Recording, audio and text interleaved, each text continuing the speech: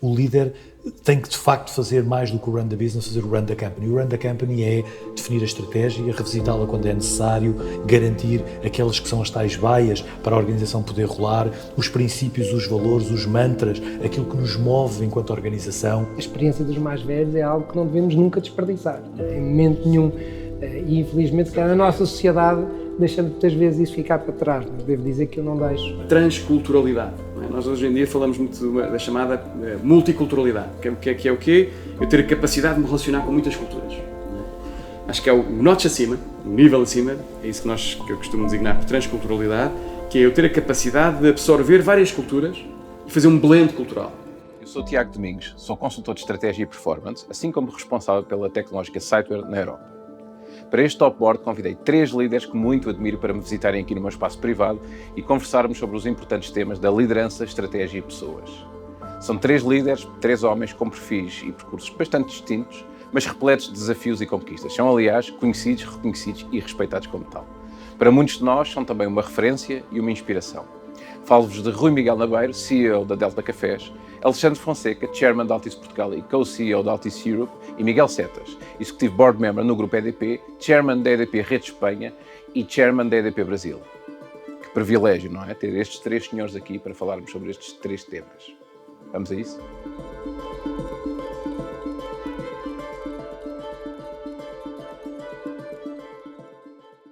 Bem, meus caros, muito obrigado por terem aceito o meu convite a participar neste Top Board, com o objetivo de partilharem o vosso conhecimento, as vossas perspectivas e a vossa experiência também sobre estratégia, liderança e pessoas. E, portanto, eu gostaria de conhecer melhor o líder, e antes de conhecer o líder, eu gostaria de conhecer a pessoa por trás do líder.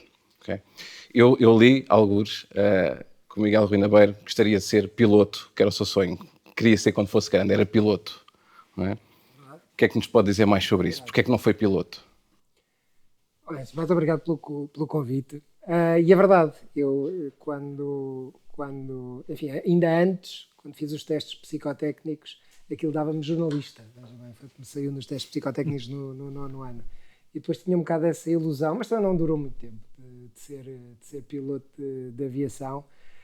E quando comecei a trabalhar ainda me inscrevi para ir tirar o brevet em Évora, mas depois quando vi a quantidade de cadeiras e de horas que ia ter que despender daquilo, disse, bom, acabei agora mesmo a minha licenciatura e vou-me já meter numa coisa altamente complexa, portanto foi assim uma vontade que durou um mês, mas depois passou-me rapidamente.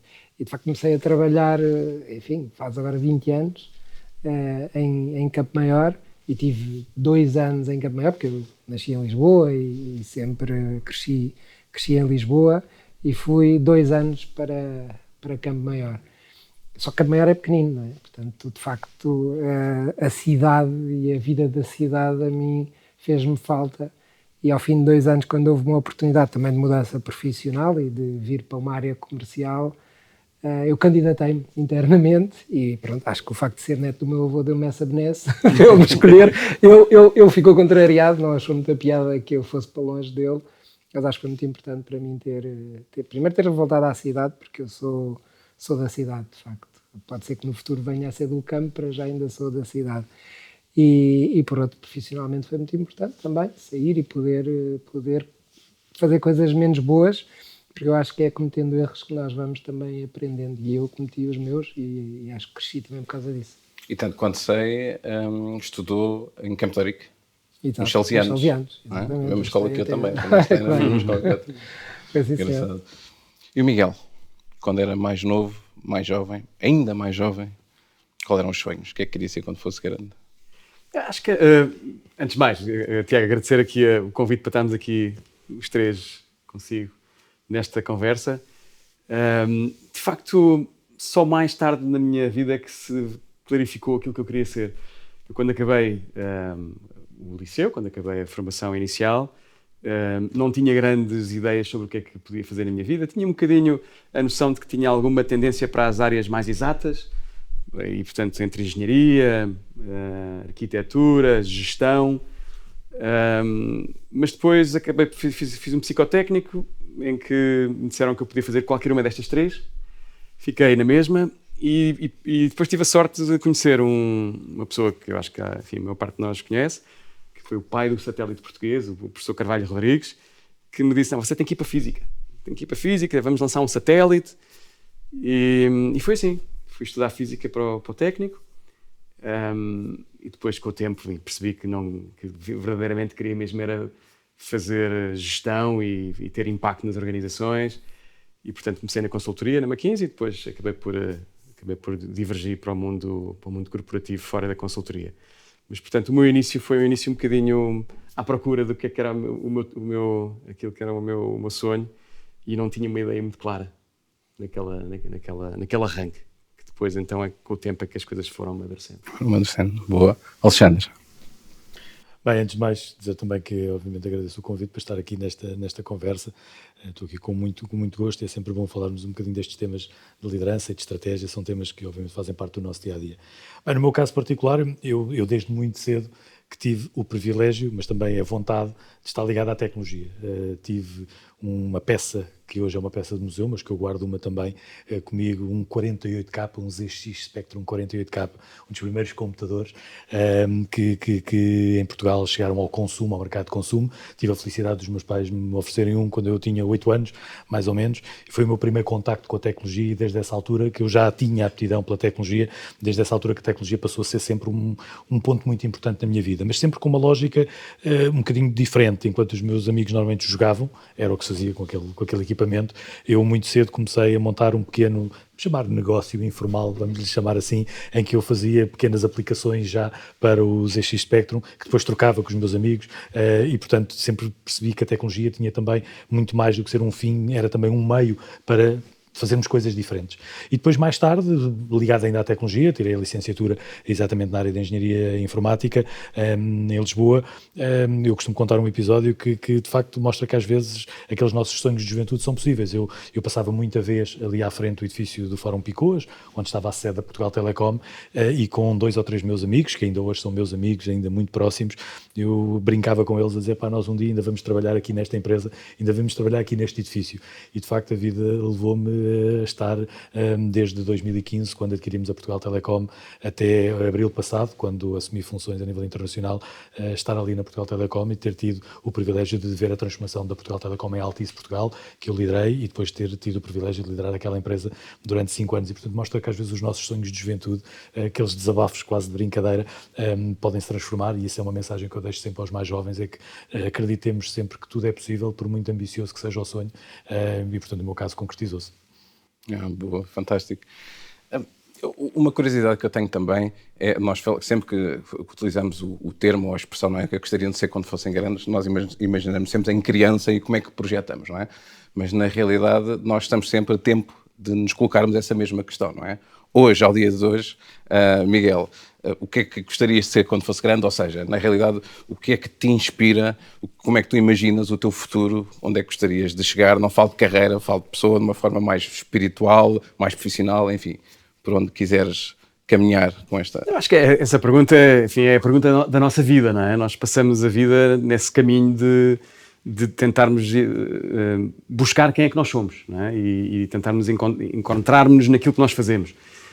E eu acho que essa busca por significado foi uma coisa que ao longo da minha vida profissional ela se tem vindo a acentuar, e a experiência que tive no Brasil ajudou-me nesse sentido. Portanto, eu tive 13 anos expatriado, e isso também foi um choque por um lado, e foi um abrir de uma perspectiva nova para a vida, não é?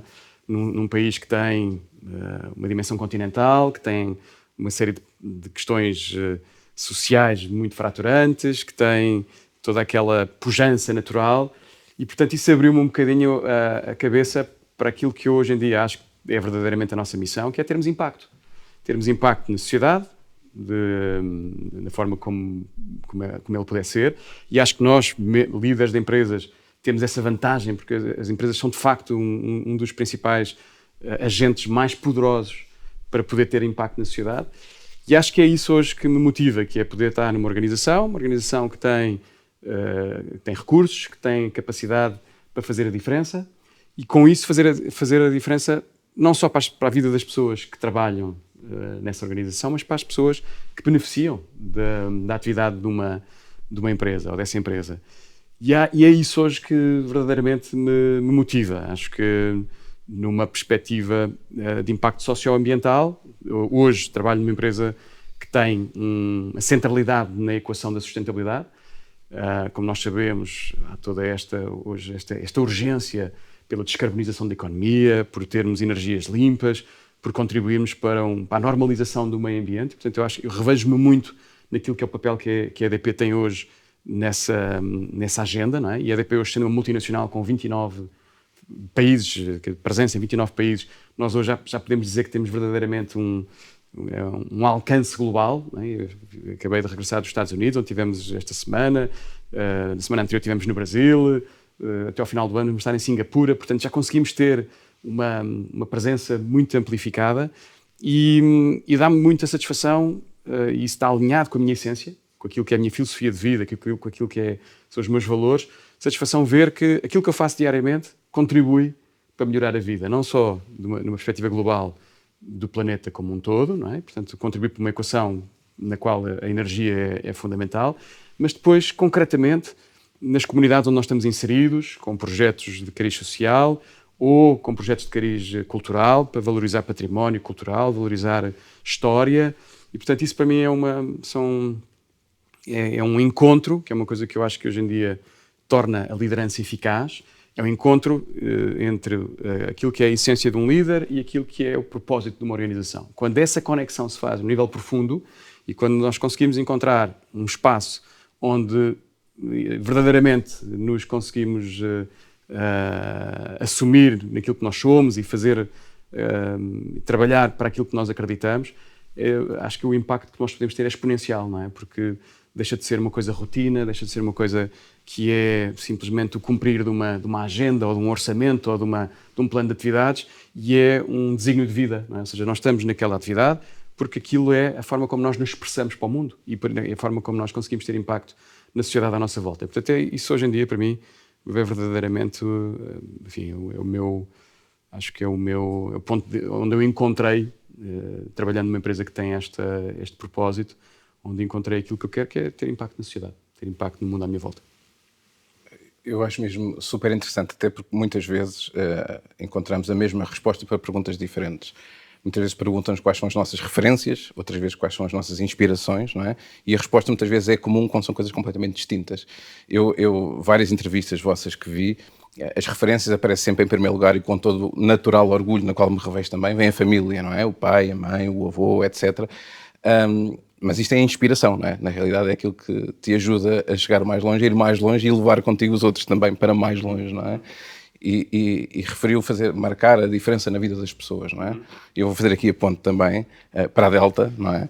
E como é que enquanto gestor, enquanto líder também de milhares de pessoas, não é? A inspiração está presente, não é? Para conseguir chegar mais longe, no fundo, não é? Tem que estar, mas eu acho que tinha a vida muito facilitada nesse aspecto, não é? Porque tenho uma figura de referência mega inspiradora como é o meu avô, aí nem eu tenho que fazer grande esforço porque está ali uma figura que é absolutamente incontornável, diria eu. Para mim mas acho que, enfim, como português também, sou sempre suscetível, porque sou neto, não é? Portanto, estar aqui a dizer bem do meu avô, mas acho que é mais ou menos consensual que é uma figura que é consensual. Todos nós respeitamos, é uma pessoa que é absolutamente inspirador. E há bocado também, pegando na primeira pergunta um bocadinho naquilo que eu queria ser, eu também não completei porque na verdade eu nunca tive muita escolha, não é? Porque o meu avô dizia-me sempre: tens que ir estudar para vir ajudar o avô, sempre, cada vez que chegava a Campo Maior estás a estudar, vais vir ajudar o avô. Portanto, quer dizer, nunca tive muita escolha de dizer agora quer ser piloto ou quer ser jornalista, não havia hipótese nenhuma, que aquilo estava ali formatado, que era para ali que eu ia. E de facto fui, e é um orgulho enorme. É um orgulho enorme trabalhar e ter uma figura que é uma referência nacional, como estávamos a dizer, que tem que ser uma figura para toda a organização. Mas depois também traz uma responsabilidade acrescida, não é? Porque do ponto de vista de gestão, sucedê-lo na liderança da empresa, enfim, se calhar muita gente não gostava de estar na minha posição, não é? Porque suceder a uma figura como o meu avô é mega desafiante, mas acho que temos conseguido os dois fazer muito bem este caminho, e com o resto da família. Portanto, também sempre com o meu pai, que teve 40 anos ainda também presente na empresa, e sermos uma empresa familiar, pronto, tem tudo aquilo que uma empresa familiar tem de bom, que é isto. Portanto, somos uma referência para dentro da empresa, o exemplo que a família tem que dar, que é absolutamente incontornável, como em qualquer empresa familiar. Há os valores da família que estão muito envolvidos dentro daquilo que são também os valores da empresa. Hoje atravessamos uma fase um bocadinho diferente de tentarmos ser uma empresa cada vez mais profissional, cada vez com um nível de organização e de sistematização de processos. Portanto, essa é talvez a minha responsabilidade numa fase diferente. Fazê-lo sempre mantendo aqui muito o equilíbrio e a ponderação de, graças a Deus, ainda tenho a figura do meu avô, que é uma referência que de vez em quando puxa as rédeas e usa os estribos e também dá uns coisas quando tem que dar. E bem, porque é um privilégio ter alguém que nos ajuda ainda a pilotar e que diz quando as coisas não estão bem, que é ótimo, não é? Porque, volto a dizer, nem sempre fazemos tudo bem, e ter referências que nos ajudam são essenciais, e referências vivas, não é só aquela deixa lá pensar como é que diria. Não, eu quando tenho dúvidas vou lá e pergunto. É um caso de referência e inspiração também, não é? Incrível, sim, é inspiração, mas depois é referência e a guidance no dia-a-dia, que é excepcional, porque a experiência dos mais velhos é algo que não devemos nunca desperdiçar, em momento nenhum. E infelizmente na nossa sociedade deixamos muitas vezes isso ficar para trás, mas devo dizer que eu não deixo, nunca deixo isso para trás. Acho que essa sabedoria e experiência é essencial, e podermos trabalhar em conjunto no dia-a-dia é uma mais-valia absolutamente incrível, e são valores que ficam dentro da empresa e que continuam dentro da empresa, e que a empresa pode crescer com eles, com a ambição que hoje tem que ter e que eu também tenho de poder fazer mais e tornar esta empresa aquilo que eu vou sempre dizendo, é que queremos estar no top 10 mundial dos produtores de café, e vamos lá chegar. Para isso há aqui um caminho que deve ser feito sem perder aqueles valores de referência, porque outra das coisas que queremos é continuar a ser uma empresa familiar, manter-nos no núcleo da família, manter a família como acionista, e isto, enfim, é desafiante, não é? Porque as empresas familiares depois têm um lado que é muito engraçado, mas é muito desafiante, que é muita emoção, não é? As empresas e as pessoas são emoções, nós temos todos emoções, temos momentos em que estamos mais felizes, mais infelizes, em que temos de estar satisfeitos, e isso vive-se muito nas empresas familiares. Eu também nunca trabalhei noutra que não seja esta, portanto não sei como é que é nas outras, mas eu o que sei é que sinto muito isso numa empresa familiar. Mas eu acho que isso é muito bom, porque vive-se e veste-se a camisola de uma maneira incrível, e é talvez mais fácil de criar referências numa empresa assim. Faz todo sentido. Aliás, eu recordo-me também de ter lido ou de ter assistido, eu creio que a expressão foi, ou a afirmação foi, que o nome Nabeiro não é uma cor cinzenta, não é? É uma luz, não é? Não é uma nuvem cinzenta, é uma luz, não me engano, não é? E está completamente alinhado e coerente, acabou de referir também, isso é mesmo muito bonito. Uma pergunta, também pergunta aos seus filhos, ou também diz aos seus filhos que têm que estudar para ajudar o pai? Não digo, por acaso não digo. Acho que terão que fazer o seu caminho, e vou deixá-los escolher, mas tenho uma perspectiva um bocado diferente do meu avô, mas de facto ele sempre, tens que estudar para vir ajudar, tens que estudar para vir ajudar. Eu aos meus digo, olha, pois se quiserem, a porta está aberta, mas a escolha será sempre vossa, e portanto não insisto, e têm todos gostos muito diferentes, portanto, enfim. Vamos ver. Vamos ver. Para ajudar a chegar ao top 10, não é? Top 10 mundial. Precisamos de ajuda. Será que ele dizia? Sozinho não consigo, portanto preciso de ajuda. E pronto, eu estou cá. Obrigado. Alexandre, inspiração, não é? Já chegou tão longe para chegar ainda mais longe.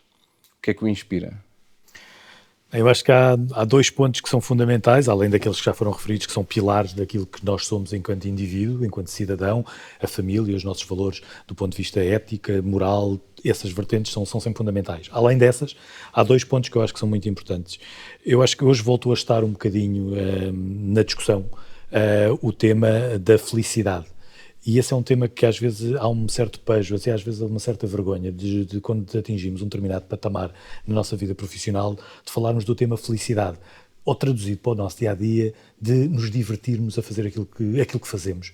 E isso para mim é a chave. Eu tenho falado muito com as minhas equipas de gestão, e é algo que eu sempre pratico com as equipas que trabalham diretamente comigo.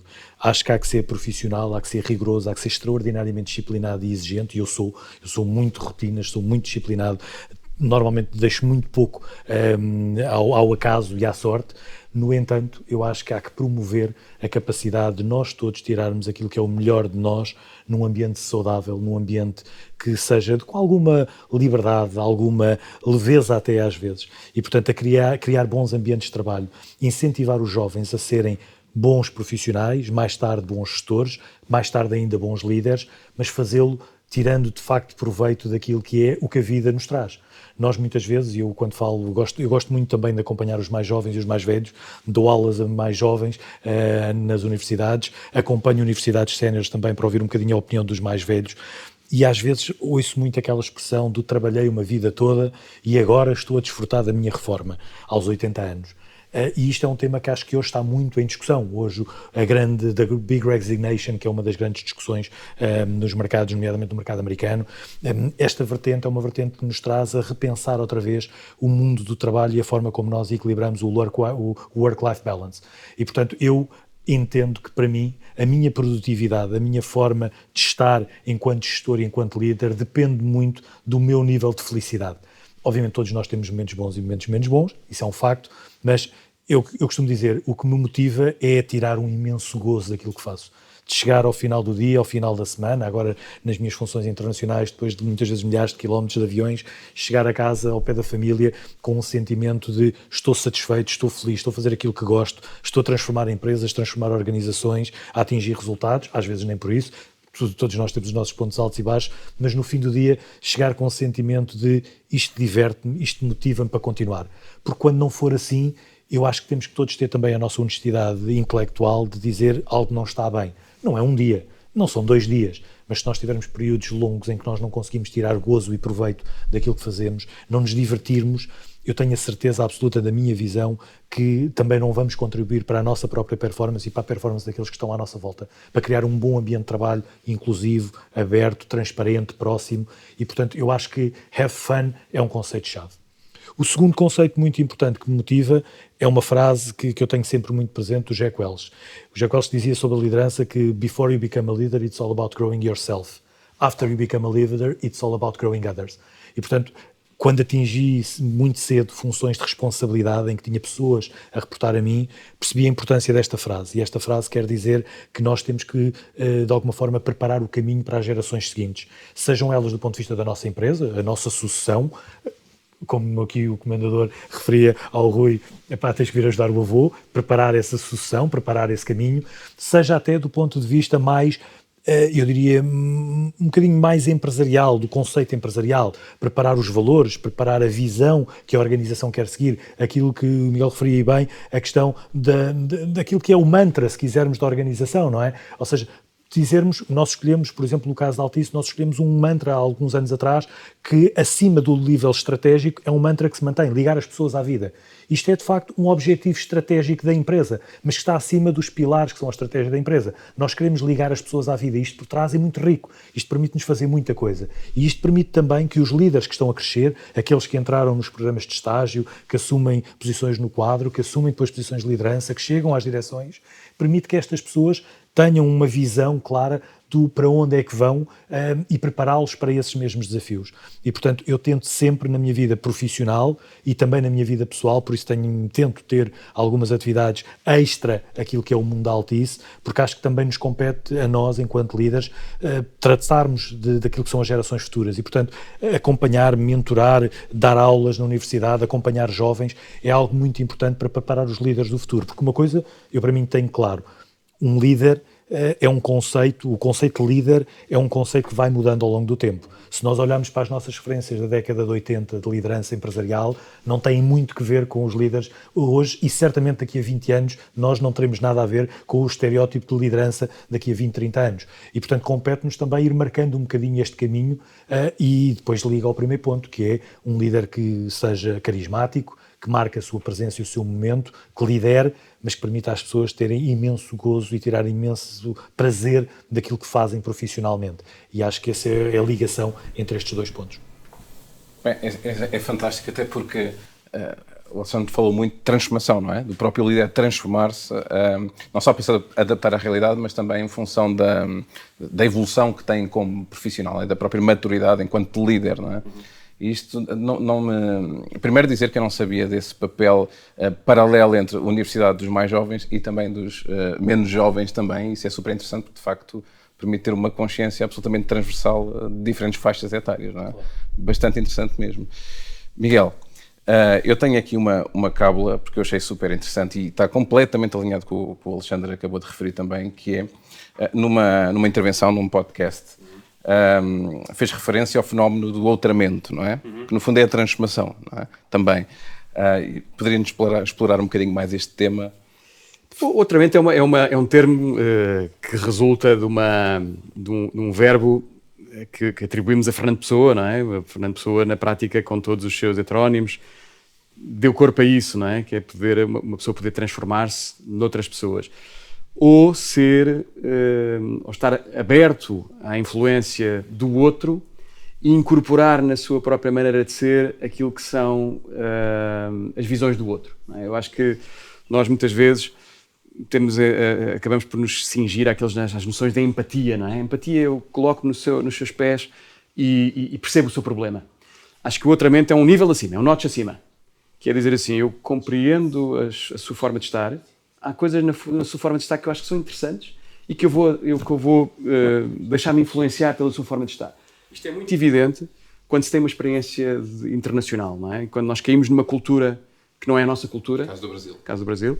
Quando nós caímos numa cultura que não é a nossa cultura e nós de repente percebemos, calma, há aqui uma maneira diferente de ver a vida, há uma maneira diferente de nos relacionarmos uns com os outros, há uma maneira diferente de encarar, digamos, o nosso papel no mundo e, portanto, o outramento é um termo que eu uso hoje em dia para dizer a capacidade que um tem de absorver isso e introduzir isso na sua forma de estar.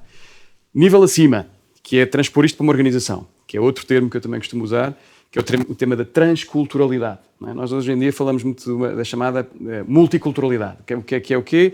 Eu ter a capacidade de me relacionar com muitas culturas. Não é?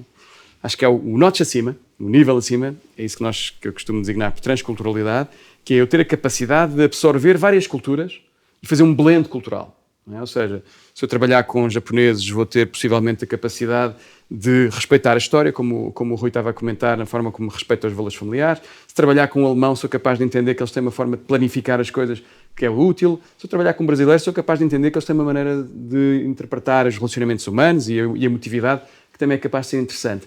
A capacidade que nós temos de absorver isso e, com essas várias influências culturais, fazer uma cultura que acaba por ter um pouco de tudo. Onde é que eu experienciei isso? Experienciei isso precisamente quando tive a possibilidade de liderar uma organização europeia num país latino-americano. E há muita tentação de algumas empresas, enfim, algumas empresas portuguesas até, e a EDP teve isso em seu tempo, que é nós vamos levar para lá a cultura europeia.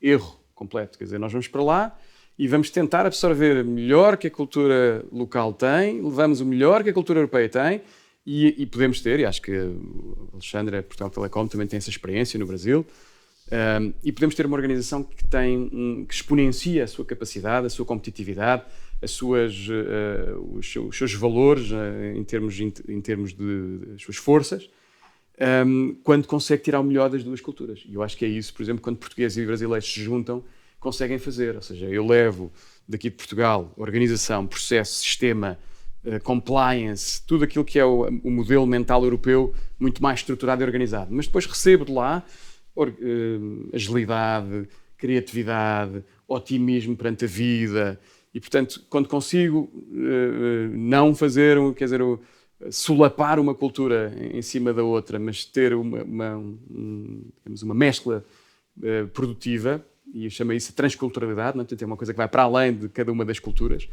Acho que é digamos, é a generalização do outramento, não é? Portanto, é eu ser capaz de entender que as pessoas à minha volta têm características que são diferentes da minha e eventualmente incorporar algumas dessas características da minha maneira de estar. Quando consigo fazer isso para uma organização e para uma cultura como um todo, acho que temos eu tive isso, senti isso no Brasil, do ponto de vista de impacto e da capacidade que uma cultura tem de criar valor e de fazer acontecer uma transformação, tem uma potência enorme. Portanto, essa experiência passei, que era aquele efeito que o Jim Collins fala no Grow to Great, não é? Do flywheel effect. E vocês também devem ter isso nas vossas organizações, quando uma organização começa a rolar com uma velocidade que a certa altura o líder já tem quase que se afastar, não é? E a única coisa que tem que fazer é pôr as baias, porque aquilo ganha uma dimensão, uma velocidade enorme, e começam a aparecer projetos, iniciativas, e portanto passamos daquele modelo em que temos que ser nós a injetar muita energia e a colocar todo o nosso modelo de comando e controle, não é? E os PMOs e os planos de ação e as metas e tal, e portanto fazer uma gestão muito orientada para o controle, para uma gestão que já é orientada para incentivar a inovação, incentivar a criatividade, incentivar a iniciativa, e em que basicamente a única coisa que eu tenho que fazer é pôr as baias, é dizer assim, o campo é este, vocês agora joguem com as vossas maiores capacidades, e em que o líder já não tem tanto esse efeito de ter que estar a controlar no detalhe, no nitty-gritty das coisas. E acho que isso resulta bem, foi uma experiência que eu tive com esse blend cultural, em que se consegue tirar o melhor partido de várias culturas. E é quando as empresas atingem esse estágio, não é? Que se podem dedicar mais àquilo que tu chamaste ou referiste como a ética do amor no trabalho, que também referiste nesse podcast, ou seja, super, super interessante. Eu acho que nós portugueses temos um bocadinho de preconceito de usar essa palavra, não é? No mundo corporativo essa palavra é proibida, não é? Até porque nós geralmente acabamos por associá-la sempre a coisas que não são permitidas no mundo corporativo e, portanto, gosto de uma visão que vem da cultura hindu, que o amor é a doçura das emoções. E, portanto, é nesse sentido termos um ambiente harmonioso, respeitarmos como seres humanos, acolhermos a diferença, compreendermos aquilo que são as aspirações do outro. O Alexandre falava, ajudar as pessoas a desenvolverem-se.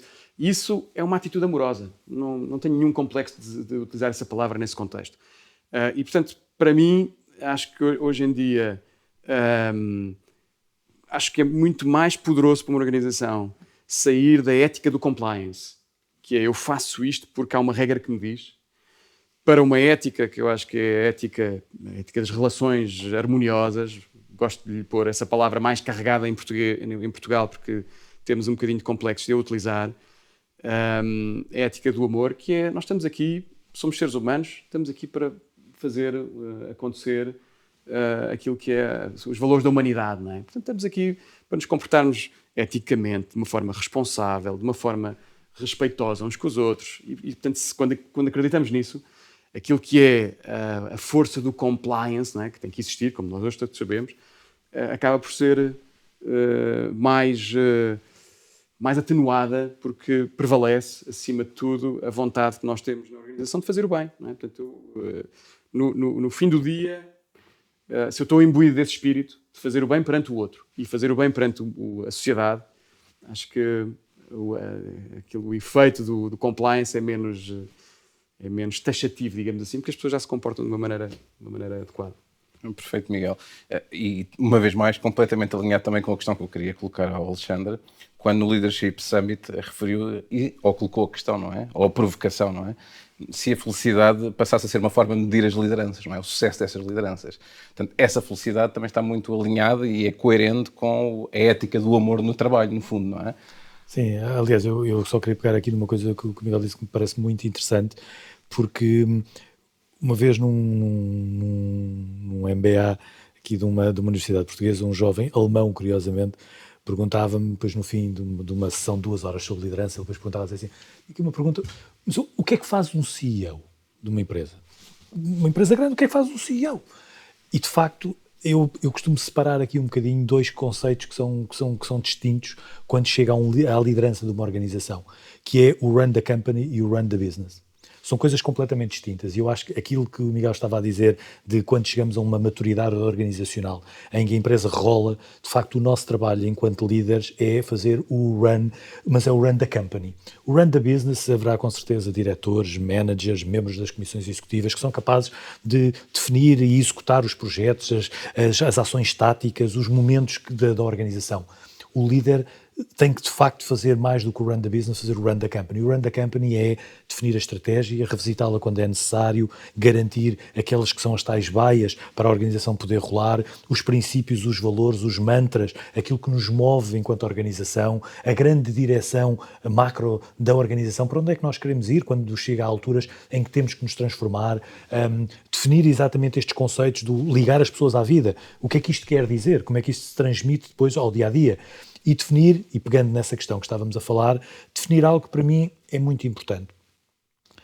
Nós muitas vezes temos a tendência, um bocadinho já de formação profissional, porque trabalhamos com muitas organizações, com muitos consultores, com muita gente que vem da área da estratégia, e depois muitas vezes quando chega a altura de definirmos essa estratégia da organização, muitas vezes esquecemos-nos na tal lógica de sermos capazes de partilhar, esquecemos que numa organização, o caso da Altice em Portugal, que eu liderei até há bem pouco tempo, estamos a falar do universo de cerca de 17 mil pessoas.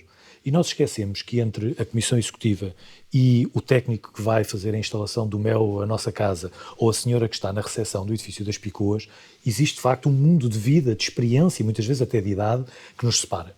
E portanto nós, quando definimos uma estratégia, muitas vezes caímos na tentação de fazer uma estratégia extraordinária, fantástica, altamente integrada, mas também altamente complexa, que as pessoas não sabem ler. Quando alguém não consegue compreender um motivo, uma regra, é difícil que a siga, a não ser por força do compliance. É por isso que, normalmente, nós temos aquela pequena discussão com os nossos filhos, quando nós dizemos não, e nos perguntam, mas porquê não? Porquê que não? Porque não. E porque não é resposta? Pois, porque não é resposta porque não se compreende. E há que explicar o porquê que é um não ou porquê que é um sim. E, portanto, definir uma estratégia que seja simples, que seja clara, que seja inteligível, que seja transparente para as pessoas e que nós sejamos capazes de ser os primeiros a vestirmos a roupa dessa estratégia, darmos o exemplo, é de facto fundamental. É por isso que nessa lógica que estávamos aqui a referir, eu acredito que há um conjunto de 2 ou 3 pontos que são chaves naquilo que é o papel do líder. Eu acredito na proximidade. A proximidade é a tal capacidade, como eu estava a referir e bem, e que, daquilo que nós até já conversámos e que é conhecido também da Delta, é uma imagem quase de marca, de uma marca como a Delta, que é uma marca que marca a nossa economia e a nossa sociedade. Proximidade é algo que eu acredito, que eu acho que um líder deve praticar. E a proximidade faz-se fisicamente. É que às vezes proximidade é dizermos, não, um líder próximo, porque é um líder que manda uns mails de vez em quando, faz uns vídeos bonitos no Natal, isso não é proximidade. Isso é distância digital, que é uma coisa diferente.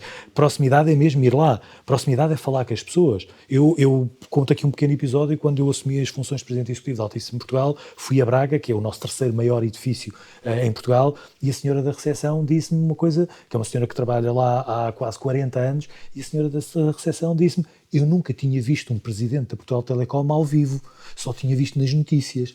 Isto não é possível, estamos a falar de Braga, não estamos a falar do edifício do Vimioso ou de um outro ponto remoto do país, que mesmo aí seria pouco desculpável. É fundamental que haja essa proximidade física. Depois é preciso que haja um conhecimento.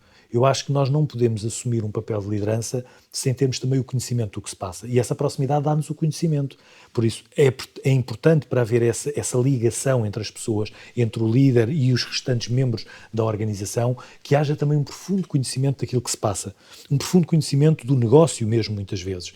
E, portanto, esse é outro ponto fundamental. E que nos leva depois ao terceiro, que é, de facto, liderar como um exemplo. O exemplo não é fazer as coisas pelos outros. Cada um tem as suas responsabilidades e tem que ser accountable por isso. Agora, é fundamental que haja também a capacidade de definir esse engagement, esse envolvimento do líder no que toca ao dia-a-dia da organização. Se nós não praticarmos princípios básicos de sustentabilidade, não podemos dizer a nossa organização caminha para a sustentabilidade. E depois eu sou o primeiro a dar um mau exemplo.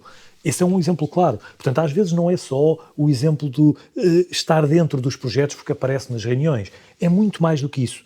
É muito mais no sentido de podermos ser a verdadeira luz que as pessoas seguem porque sabem que é por ali. E esse é o trabalho do líder, muitas vezes, no tal run da company. E é por isso, pegando na questão, finalmente, que também referiu, é por isso que eu acredito que, por exemplo, felicidade deve fazer parte dos objetivos também das pessoas, deve fazer parte dos objetivos dos líderes, deve fazer parte dos objetivos das direções.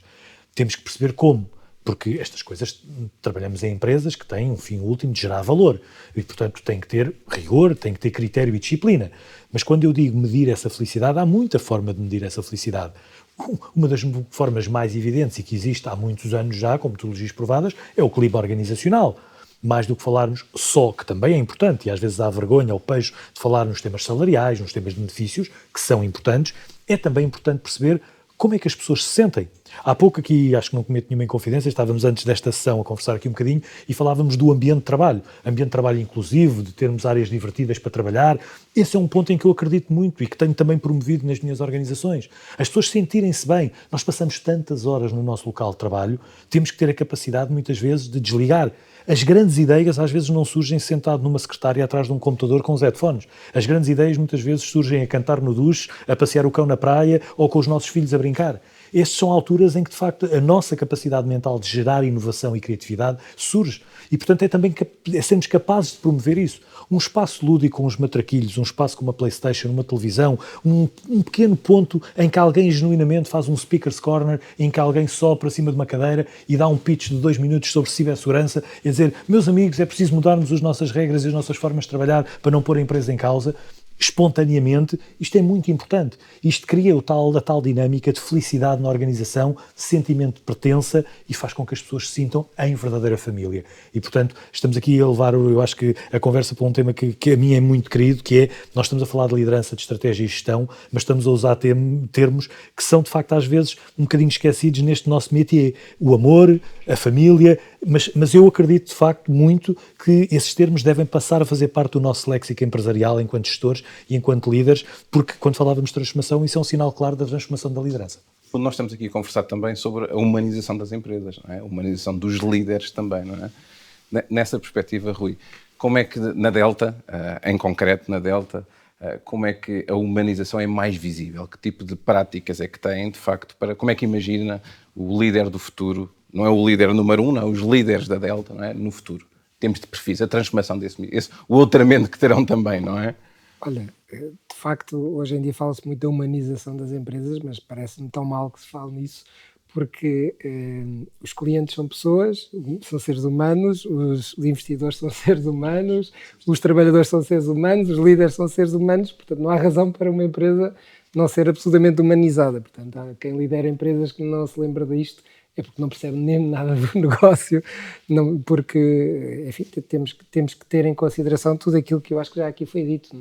Não há muito que eu possa acrescentar, porque, enfim, o Alexandre é professor e organiza as coisas de forma muito sistematizada e dá-nos essa ajuda, mas de facto aquilo que, voltando atrás, enfim, sendo uma empresa familiar, eu lembro perfeitamente que quando comecei a trabalhar, eu licenciei-me em gestão. E depois nós, de facto, a escola hoje, não sei como é que é, mas há 20 anos atrás, era muito teórica. Não é? Portanto, nós saímos dali com um conjunto enorme de conceitos, onde estes temas são aflorados um bocadinho em psicologia e sociologia. Não é? Portanto, e recursos humanos, basicamente, é a lei do trabalho. Para mim foi assim. Portanto, isto tudo que nós aqui estamos a falar não existe, pelo menos no meu curso não me existiu. E depois, de facto, eu cheguei à Delta e aquilo era tudo ao contrário. Era tudo diferente. De facto, o meu avô fazia tudo de uma maneira completamente diferente. E, curiosamente, o nosso diretor financeiro, que se reformou o ano passado, o anterior CFO, que era o Dr. António Cachola, fez um discurso de saída em que disse exatamente o que eu estou aqui a dizer, por isso é que agora estou a repetir, não é? Que ele chegou à Delta, acabadinho de licenciar-se em Economia, e, basicamente, o Sr. Nabeiro fazia tudo diferente daquilo que ele tinha aprendido na escola, não é? Porque, de facto, punha as pessoas ao centro. O centro eram os clientes, um cliente, um amigo, que era aquela claim, e de facto era isto, ia ao cliente, não se vem, o meu avô sempre dizia, não se vem pela autoestrada, porque eu pela autoestrada não vejo clientes, eu tenho que vir pela estrada nacional para parar nos clientes. Exato, todos, fantástico. Não é? Portanto, isto é um exemplo de, vamos aos clientes, temos que conhecer os clientes, mas vamos lá ao armazém conhecer também a pessoa que trabalhamos e ver se o armazém está arrumado, se é preciso alguma coisa. De facto, isto humanização é proximidade, é conhecermos uns aos outros, saber quem é que são. Óbvio que quando chegamos a uma empresa com uma dimensão, nós somos 3.800, somos os mais pequeninos que aqui estamos, mas 3.800 é impossível conhecer toda a gente, não é? Agora, o que temos é que ter uma rede de pessoas que partilha dos nossos valores, que percebe da forma como nós queremos e como queremos guiar a empresa, que pratica exatamente aquilo que nós também praticamos, e esse exemplo é a forma como vai trabalhando esta proximidade, e a disponibilidade que temos que ter uns para os outros, para nos escutarmos, para partilharmos, para ter ideias. Hoje, por exemplo, a inovação realmente na nossa casa, e temos aqui um exemplo de inovação, o projeto, por exemplo, Rise, parece de um projeto espontâneo de um engenheiro dentro de casa que disse: e se eu furasse uma chávena por baixo e injetasse café por baixo? Ninguém lhe pediu para dizer, criei uma máquina assim. Não é? Portanto, isto hoje já não acontece, digo eu, na maioria das nossas empresas. Portanto, se há disponibilidade, se as pessoas se sentem à vontade, se sentem que há espaço para poderem propor e fazer, cria-se e acontece. E isso é proximidade, é disponibilidade para ouvirmos, para dizer: olha, gostava de lhe mostrar isto. E há essa possibilidade, que boa ideia, vamos fazer. E hoje, por exemplo, nós temos esse clima de que as pessoas todas podem propor coisas e isso acontece. A maioria das inovações que nós temos colocado hoje no mercado, para não dizer todas, são ideias de colaboradores. Todas. Portanto, o idiota não sou eu. Não sou eu, nem o meu avô, quer dizer, não sou eu que digo: olha, agora vamos fazer um... Não fui eu. Portanto, claramente é haver espaço para que as pessoas sintam que estão a acrescentar à empresa, que fazem isto. Não somos só nós que nos sentimos realizados. As pessoas têm que ter espaço para se sentir realizadas dentro da nossa casa. E isto eu acho que é o expoente máximo da humanização dentro da empresa, que é todos estão a colaborar e a sentir que fazem parte do futuro da empresa, que estão a desenhar a empresa, e isso dá-nos satisfação. Pode haver coisa que nos dá mais satisfação. A mim dá-me satisfação sentir que acrescento, sentir que em cima daquilo que foi o trabalho que a minha família já fez, que eu agora posso acrescentar e ter esta visão ambiciosa de chegar ao top 10 e, portanto, bora lá todos fazer isto acontecer, mas que todos sentem que também o estão a fazer, porque gostam, porque querem e porque é para aqui que vamos. E os clientes também, porque os clientes também gostam de fazer parte desta equação. Nós, de facto, somos uma love brand hoje em Portugal, porque os clientes também vestem a camisola. Isso é a melhor coisa que podemos ter. Portanto, é quando temos os clientes a terem orgulho de vender Delta, ou de comprar Delta, ou de defender a marca, e os colaboradores irem aspas. Portanto, de facto, hoje, resumindo, não há hipótese de pensar que uma empresa não é humana quando tudo aquilo que acontece dentro de uma empresa é feito por seres humanos. Sim, talvez existam diferentes graus de humanização. O Alexandre mas mesmo nas tecnológicas tem que haver humanização, não é? Porque hoje em dia não existe que a tecnologia por si funcione. Não é? Sim, o maior nível de inovação, e dando só aqui, pegando nisto que o Rui estava a dizer, é o próprio propósito, por exemplo, de um laboratório como a Altice Labs.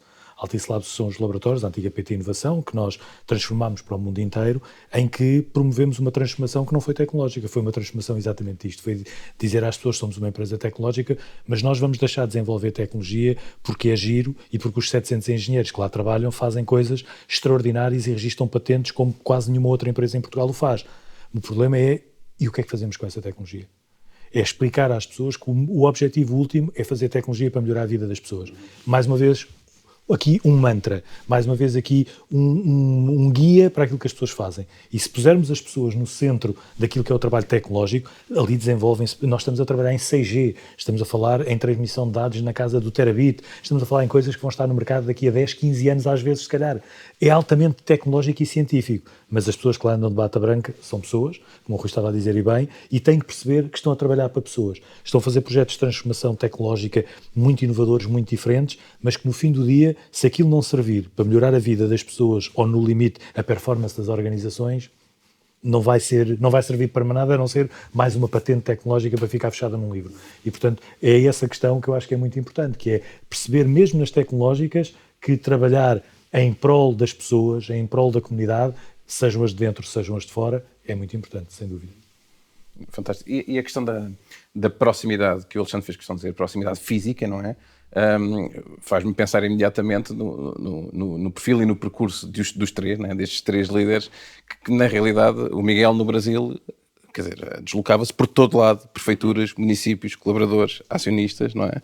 Portanto, assumiu sempre isso como uma das principais bandeiras, porque na realidade, para conseguir mexermos ou ter uma organização mais humanista, temos que compreender quem está do outro lado para perceber o que é mais humano para a outra parte, não é? Na realidade. Não é? E é assim que nós conhecemos a cultura de uma sociedade, não é? Ou seja, eu verdadeiramente, quando percebi o que é que era a cultura brasileira, foi quando tive essa oportunidade de correr estradas de para baixo, para cima, o país de les a les, e contactar com pessoas com todas as diferenças, até porque aquilo, como é um país tão grande, cada estado é um país diferente, não é? E, portanto, compreender essas nuances culturais, fazer negócio com cada uma daquelas pessoas exige uma atenção muito, muito particular, porque nós temos que adaptar a nossa forma de estar aos interlocutores que temos, não é? Portanto, acho que essa proximidade que o Alexandre estava a comentar é importante na gestão das nossas pessoas, mas também na gestão dos stakeholders que estão à nossa volta, não é?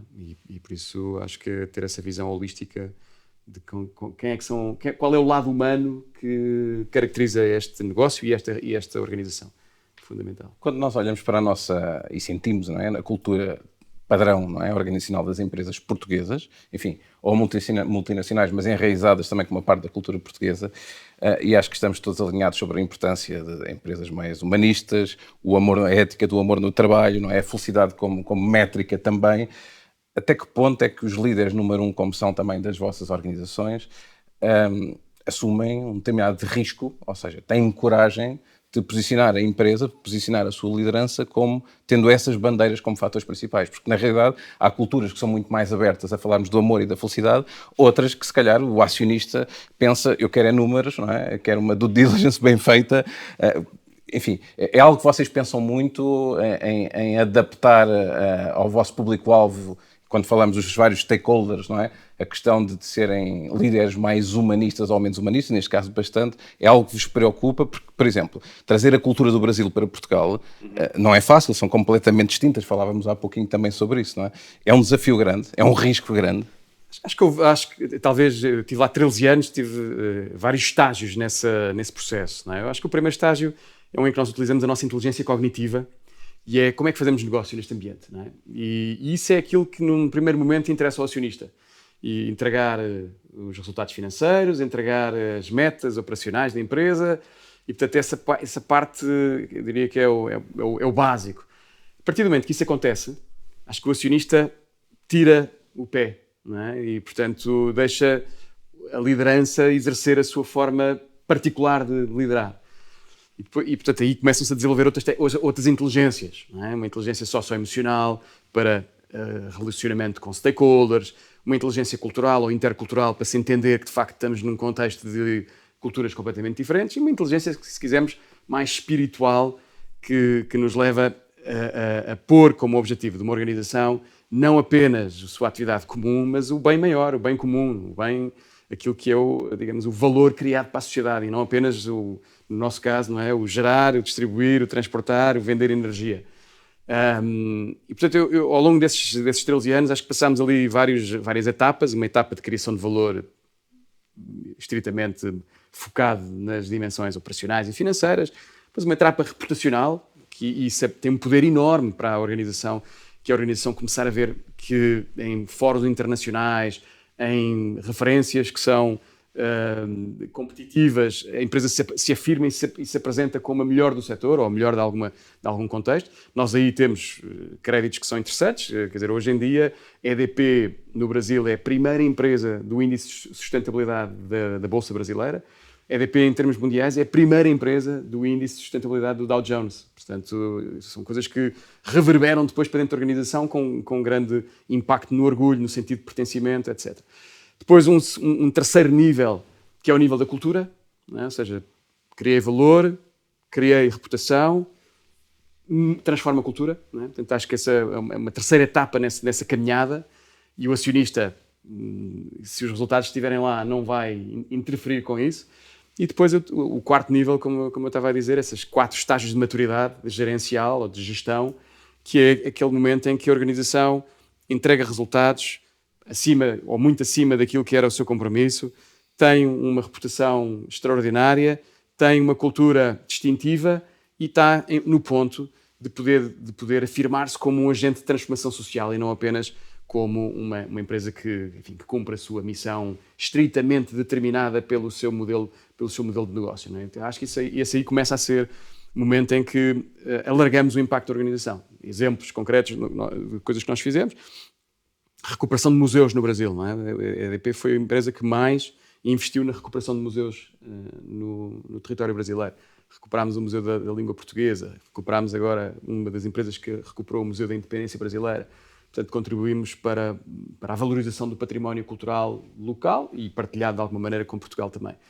Portanto, coisas desse género, não é? Mas são meros exemplos, em que o objetivo da empresa já não é simplesmente prestar um bom serviço ou entregar o valor ao seu acionista, mas sim contribuir para a sociedade de uma maneira distintiva, de uma maneira impactante. E acho que isso, portanto, foram esses quatro estágios. O acionista está muito preocupado, geralmente, com o primeiro estágio, que é entregar os EBITDAs, cash flow, dividendos, e, portanto, quando isso está assegurado e muito acima daquilo que são os compromissos orçamentais, o líder ganha independência para fazer aquilo que entender e o acionista não interfere.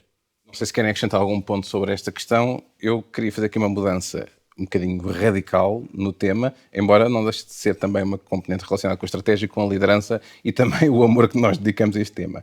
Guerra, inflação, orçamento de Estado complicado e potencial ou previsível recessão, se quisermos, não é? Nós aqui, enquanto líderes, têm várias dimensões para olhar para estas questões todas.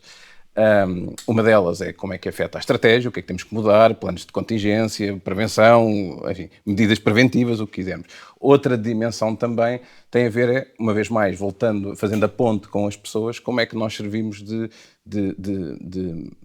elemento que comunica, mas que filtra o que está a acontecer no mercado exterior à empresa, aliás, e como é que nós podemos, de alguma forma, dizer a verdade aos colaboradores, de uma forma responsável, mas construtiva também. Qual é este desafio, não é? Porque, na realidade, hoje todos nós, mesmo quando não tem formação superior, entende um bocadinho mais, pelos maus motivos, talvez, não é? Sobre economia, sobre déficit, sobre dívida, tudo isso, sobre inflação, mas, na realidade, há medidas que atingem as empresas, há outras medidas que atingem, como é o caso, as empresas e a mercearia lá de casa, não é? E a roupa para o miúdo, não é? Ou o desporto da filha, aquilo que for, não é? E eu entendo e tenho sempre essa curiosidade e identifico líderes que se posicionam de uma forma, outros de outra, de como é que pegam esse touro pelos cornos, não é? No sentido de ser um elemento catalisador de alguma esperança,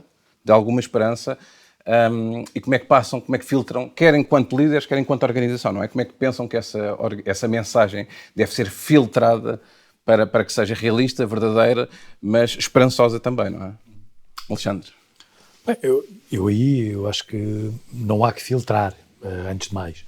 O filtro aí é filtro zero. Eu acho que hoje, às vezes, infelizmente, vivemos um mundo inundado também de algumas fake news, mas, genericamente, hoje o acesso à informação é livre, é fluido e, portanto, as pessoas têm acesso à informação e acho que é importante cada um, hoje, independentemente de um papel de liderança ou de não liderança, todos nós somos líderes de qualquer coisa, quanto mais não seja lá de casa e das nossas coisas, e, portanto, todos nós temos que nos informar, temos que estar atentos e estar despertos para um mundo que se globalizou. Eu não sou daqueles que acredita que estamos numa fase em que estamos a fechar um ciclo da globalização, acho que ainda não estamos aí, há coisas que se estão a transformar sem dúvida, mas eu acho que a globalização ainda é uma realidade e ainda vai continuar a ser uma realidade numa perspectiva diferente. Agora, tudo aquilo que acontece no mundo hoje, a guerra na Ucrânia, a situação de tensão no Mar da China, entre Coreia, Taiwan, todas essas componentes que temos assistido, apesar de serem do outro lado do mundo, afetam as cadeias de distribuição e logística, afetam a capacidade de produção eletrónica, afetam um conjunto de outras coisas que depois se transmitem para aqui. A crise energética que vivemos na Europa também fruto da guerra, mas também, diga-se em bom da verdade, não só fruto da guerra. A guerra veio agudizar a situação de dependência que de alguma forma já existia a nível europeu, e depois todas toda esta conjuntura que vivemos hoje do ponto de vista macroeconómico, que nos leva a uma inflação, que subida das taxas de juros, etc. Portanto, eu diria que tudo isto são realidades que nós não devemos filtrar. Agora, eu acho que tendo este momento todo presente, é bom que se entenda, e eu aí, infelizmente, sou muito crítico às vezes daquilo que é a visão dos Estados, e falo aqui também daquilo que tem sido a visão do Estado, onde eu mais tempo passei nos últimos anos em Portugal, apesar de agora ter responsabilidades internacionais, mas que me permite também fazer alguma comparação. Muitas vezes o Estado esquece de uma componente muito importante, é que quem gera valor, quem gera emprego, quem gera riqueza num país são as empresas.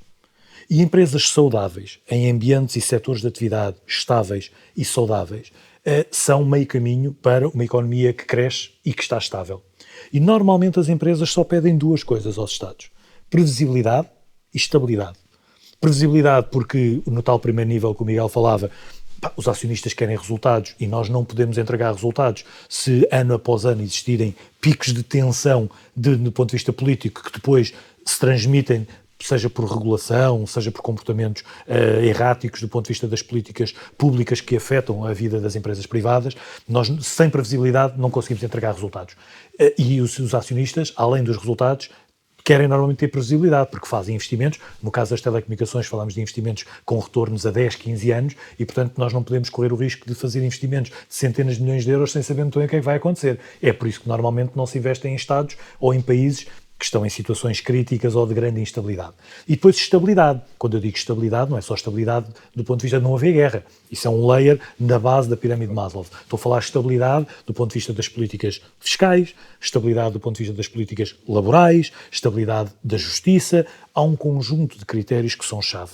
E aí eu acho que é fundamental que se perceba que o papel do Estado, eu não acredito na subsídio-dependência, eu não acredito na intervenção do Estado na gestão das organizações, eu acredito, acima de tudo, que o Estado tem de criar condições para que as empresas privadas possam desenvolver o seu trabalho, possam crescer de forma sustentável e saudável. Se isso acontecer, estamos a criar algo que para as pessoas, voltando ao tema das pessoas, é chave, que é um posto de trabalho. Um posto de trabalho remunerado, um posto de trabalho que lhe garante também previsibilidade na gestão do seu orçamento familiar. Sabem que vão ter um determinado income, um determinado vencimento, um determinado conjunto de benefícios, que vão ter o seu posto de trabalho assegurado porque a empresa está a crescer. E se isso acontecer, é muito mais fácil. Claro que existirão sempre pontos de tensão, em momentos como este, mas a seguir a base da pirâmide está assegurada. Depois veremos o que é que se pode fazer a seguir, com o incremento das taxas de juro, e aí acho que as empresas, também do ponto de vista social, têm que ter também uma atitude responsável. Têm que olhar para aquilo que são os benefícios, para aquilo que são as diversas formas que as organizações podem ter para poder também apoiar a vida dos seus colaboradores. As vertentes de responsabilidade social interna em empresas de grande dimensão são fundamentais e é neste momento que elas devem vir ao de cima. O apoio aos estudos dos nossos colaboradores, a promoção do mérito escolar, a atribuição de bolsas, o apoio do ponto de vista médico-social, todas estas componentes são fundamentais e devem estar presentes, mas elas só acontecem para aquilo que são os nossos quadros, aqueles que são os nossos colaboradores. E para que as pessoas sejam nossos colaboradores, é preciso que haja efetivamente a capacidade de a empresa continuar a existir, continuar a crescer, continuar a ser sustentável e a estar numa fase de solidez económico-financeira. Se isso acontecer, criam-se mais postos de trabalho e protegem-se mais pessoas. E às vezes há uma certa dificuldade em pôr esta questão de uma forma muito transparente e muito clara. Porque quando olhamos para ferramentas únicas na história recente da Europa, como os planos de resiliência e de recuperação, quando olhamos para políticas que estão a ser implementadas e discutidas hoje, e em que elas promovem essencialmente o investimento público, que é muito importante. Eu defendo que o investimento público é importante para a base da nossa economia, mas não é o investimento mais produtivo. É um investimento de longo prazo e que permite criar os alicerces da casa. A casa constrói-se com as empresas. E às vezes há vergonha de dizer isto. As empresas são o motor das economias. As grandes economias mundiais, aquela que hoje é a grande economia mundial ainda, os Estados Unidos, vivem efetivamente das empresas e da dinâmica empresarial. A própria China, no seu próprio contexto macropolítico, percebeu há alguns anos esta parte que o seu crescimento fazia-se através das grandes empresas chinesas e da sua entrada nos diversos mercados mundiais, numa lógica puramente empresarial. E, portanto, é isto que é importante nós percebermos que o papel das empresas, nesse momento, perante as pessoas que são a sua responsabilidade, as pessoas clientes e as pessoas colaboradores, é um papel-chave. E as empresas só podem assumir essas responsabilidades se tiver essa estabilidade. É por isso que eu acredito muito que Portugal, eu já o disse publicamente e digo aqui mais uma vez, Portugal tem de promover reformas estruturais naquilo que são 3 políticas-chave que permitem às empresas crescer e ser sustentáveis. As políticas fiscais, as políticas laborais e as políticas no âmbito da justiça e, em particular, da justiça empresarial. Estas 3 são 3 pilares que permitirão, se nós conseguirmos adaptar-nos e transformarmos, permitirão às empresas continuar a crescer e a ser sustentáveis. Se elas o fizerem, criam mais emprego. Se criarem mais emprego, mais pessoas estão protegidas. Porque a proteção social não vem do subsídio de desemprego. A proteção social vem de um posto de trabalho remunerado com benefícios e com estabilidade para o futuro. É isso que eu acredito e esse é o nosso papel enquanto empresários e enquanto gestores. Porque a subsidiodependência é um tema que nos levaria aqui a uma ampla discussão, mas a que a qual eu não subscrevo. Por aí. E não íamos chegar à conclusão nenhuma. Não, Alexandre, eu acho que faz absolutamente todo sentido, pelo menos eu concordo. A minha dúvida reside em se de facto o colaborador, se quisermos de chão de fábrica, se não se sente vulnerável e desconhecido toda essa leitura, não é? Porque na realidade, enquanto líder, enquanto gestor, temos essa leitura de qual é o papel de cada um, qual é que é o seu papel da empresa, qual é que é o seu papel do Estado, o que é justo, o que é injusto. O colaborador não tem acesso, seja por vontade própria ou não, mas normalmente não tem acesso. E no fundo geram-se eu acredito que estamos num momento, talvez ainda pior um bocadinho, talvez melhor, vamos ver, em que de facto muitos dos colaboradores estejam com uma ansiedade muito, muito presente. Porque é uma crise, ou uma potencial crise de outra dimensão, que existe incerteza, existe dúvida qual é essa dimensão, talvez não seja tão má, basta olharmos à dúvida sobre se a inflação projetada dos 4% para 2023 será realista ou não realista. Enfim, tudo isto gera um conjunto de dúvidas que na realidade são discutidas à mesa em casa, mas são levadas também para a empresa, para perguntar mais acima, quem pergunta, não é? Como é que na Delta se sente esta questão, não é? Se há algum colaborador ou conjunto de colaboradores, se nota este movimento ou esta ansiedade. Olha, eu acho que no fundo aquilo que o Alexandre também já aqui disse é que não é possível viver numa bolha, não é? Nós vivemos no todo e, portanto, temos inputs de fora, inputs de dentro e no fundo aquilo que nós controlamos é aquilo que podemos dizer e tentar orientar as pessoas. Portanto, eu diria que o papel do líder é manter as pessoas focadas naquilo que é essencial e não podemos também enganá-las, porque as pessoas hoje percebem perfeitamente o enquadramento. Primeiro, falam entre elas e uma das coisas que temos de ter cuidado é se o líder não for transparente, não disser a verdade, não as focar, pois há uma ferramenta impecável que toda a gente usa que é a chamada rádio alcatifra, vocês já ouviram esta expressão, não é? Em que aquilo funciona como um veículo de comunicação. Portanto, se nós não comunicarmos, se não formos claros, se não formos transparentes, se não orientarmos as pessoas, elas vão buscar informação a qualquer lado que não é aquele que é talvez o mais fidedigno. E, portanto, mantermos as pessoas focadas, bem informadas e orientadas dentro daquilo que nós conseguimos fazer. Portanto, nós não vamos controlar 100% a ansiedade das pessoas sobre o futuro, porque é aquilo que elas ouvem fora da empresa, e mesmo dentro da empresa, o que ouvem é muito difícil de controlarmos. Agora, aquilo que é o propósito da empresa, aquilo que são os objetivos que a empresa tem que ter, para onde é que vamos caminhar, o que é que vamos fazer este ano, dar-lhes uma visão de curto, médio e longo prazo, é o papel do líder. O líder tem que dizer para onde é que nós caminhamos, qual é a nossa ambição, qual é a nossa visão, e depois toda a liderança que a empresa tem de ir mantendo as pessoas e trabalhando as ansiedades. Nós precisamos também, ao mesmo tempo, este é um jogo de equilíbrio complexo, porque no momento que é difícil e que é um momento complexo, também não podemos estar a dizer que isto são tudo rosas e que é tudo uma maravilha e que vai correr tudo muito bem, quando sabemos que não é bem assim, só para termos as pessoas mais tranquilas e relaxadas, e depois de repente vem uma má notícia que a gente não sabe como é que vai conseguir explicar. Portanto, temos que ser transparentes, é um jogo complexo, é um jogo difícil, é um jogo ou é uma complexidade de gestão muito grande. Depois o papel do líder, na verdade, também é um papel muito solitário, não é? Porque o líder, ao mesmo tempo, tem que manter uma visão clara e saber o que é que tem que transmitir. Na verdade, o líder também é um ser humano com incertezas, e eu acho que nenhum de nós pode dizer assim, pá, eu sei perfeitamente o que é que vai acontecer no ano que vem e onde é que eu vou terminar. Não, eu sei onde é que eu gostaria de terminar e o que é que eu gostaria de fazer. Onde é que eu vou terminar? Pois tenho algum nível de certeza, mas a verdade é que os tempos são voláteis, existem estes pontos que não ajudam em nada hoje em dia, que é a incerteza. Quer dizer, nós, todos os anos, o momento de orçamento é um momento de ansiedade. Não é? O momento de discussão do orçamento para as empresas é um momento de ansiedade que não devia ser, não é? Porque devia ser um momento de estabilidade. Não devíamos, cada vez que chega ao momento de discutir um orçamento, ser um momento em que vamos lá ver que novos impostos é que aí vêm. Quer dizer, tal previsibilidade que não existe, não é? Alguma previsibilidade que ajuda um bocadinho a que consigamos ser mais construtivos e poder saber perfeitamente, se eu fiz um investimento há 10 anos, onde é que eu vou estar daqui a 10 anos. Sabendo que, obviamente, há um contexto internacional e nacional, pronto, que não controlamos, e tempos mais voláteis e imprevisíveis do que os que vivemos, quer dizer, não há na história, penso eu. Eu, pelo menos, conto muito desta história, que quando foi o Covid, lembrei-me logo do meu avô, disse, bom, ele se calhar já passou por alguma coisa assim que me possa dizer, e disse-lhe, pá, então avô, isto, alguma vez viveste isto, sabes o que é que vai acontecer? E a resposta foi, não, nunca vivi nada assim. Pois, de facto, devo dizer que me assustou um bocado, né? Ele nunca ter vivido nada assim, mas pronto, quer dizer, vivemos esse período para nós então desapareceram os clientes, sobretudo a restauração que fechou, que foi muito importante, perdemos muita faturação e depois logo a seguir, quando parecia que isto estava a acabar, temos as quebras nas cadeias de valor todas e de fornecimento, com fornecedores a dizer que não tinham para entregar, uma coisa absolutamente impensável.